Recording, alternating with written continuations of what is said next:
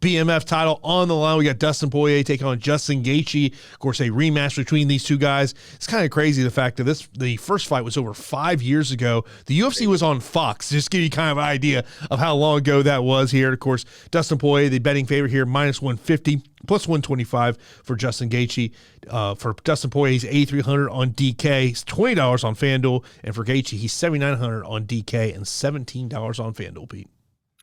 Yeah, I mean, it's a must-have, right? It's a fantasy must-have. I'm going to stack it in a few of them in case it does go 5 rounds. They did, reach the 4th round previously.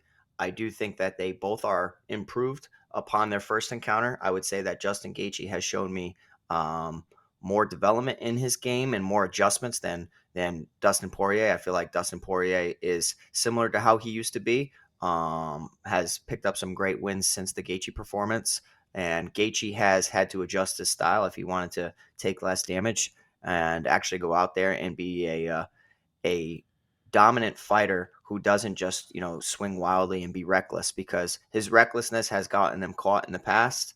And he fought like that. And you can kind of see that was Gaethje, 1.0. And then he made some adjustments with one of the best coaches in the business in 𝗕𝗏𝗵𝗵. And clearly, whatever he's doing is working because he's more patient. He takes his time, very methodical with his leg kicking game, throwing very, very powerful kicks. It's patience. He's a little bit more patient, and he just seems like a vet now. He's always had a wealth of experience, but like you can just see when a fighter is completely composed, and he is very, very composed in there.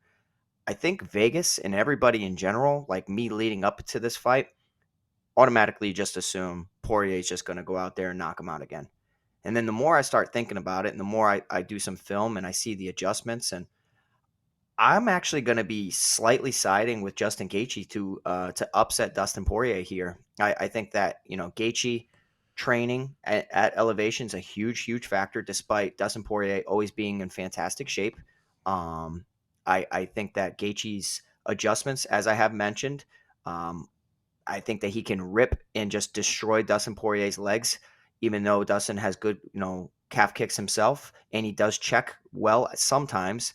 His legs are there to be damaged, and I don't know, man. I have this gut feeling that Justin Gaethje is going to pick up a win over Dustin Poirier, but I'm going to be treating him like it's a slight lean. I don't really care who wins the fight.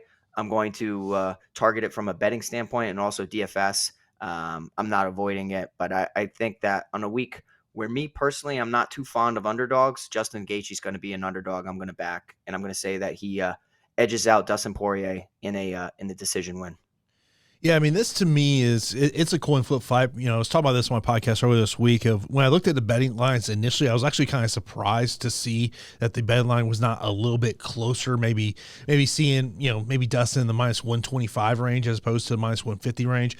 I do believe Dustin Poirier is a better mixed martial artist, but I think we have seen an evolution in Justin Gaethje's game of being, not being quote unquote that wild man brawler that he's been. And I would recommend, though, if you go over into our Discord channel about a day or two ago, I put a video in there of Michael Chandler talking about the differences between the two guys. And the thing that stuck out to me about that video is he was talking about just, kind of the thudding difference between Poirier as a striker and Gaethje as a striker, which I thought was interesting as a guy who's been in there with both of them. That to me was an interesting one.